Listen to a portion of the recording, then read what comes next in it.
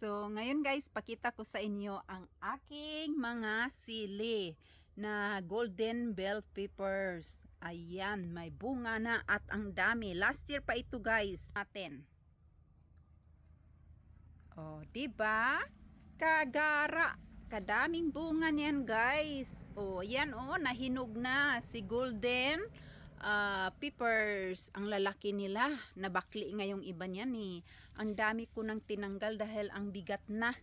Ayan guys, oh, nagbitin-bitin kadami. Today is December 5. Ayan guys, oy, kadami. Mayroon pa akong many peppers doon. Ito pa yung last year.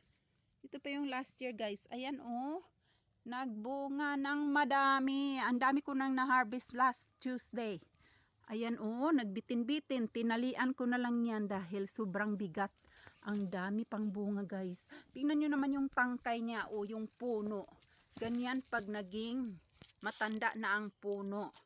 Kagaya din ng tuhod natin pag tumanda, iba na rin, di ba? Tingnan nyo guys oh, ang dami mga buko-buko. Ano ba yan? Buko-buko.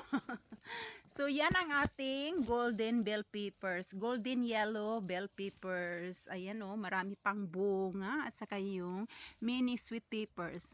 Nung summer, pinagtanggal ko yung ibang puno, guys. Kaya isa na lang ang natira. Ito yun sila ang magkasunod na matagal ng tinanim since last year. Ang sili ay maganda kahit walang mag-propagate sa kanila ay ang sili ay self-propagation. Kaya maganda ito itanim kahit sa loob ng bahay dahil nagbubunga pa rin sila loob ng bahay o sa beranda. Yun ang kagandahan. Ang dami ko ng dahon kinuha nito, nilagay ko sa sinigang o nilagang. Kahit anong sabaw nilagay ko ito guys, ang sarap. At alam nyo ba guys, sa susunod sasabihin ko sa inyo tungkol sa dahon ng sili. Ay, sabihin ko sa inyo next time, okay?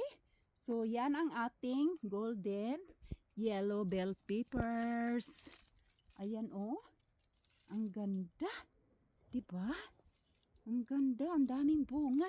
Ayan pa oh, nagbitin-bitin sila guys. Oh, pabitin-bitin lang yan sila dyan. Oh.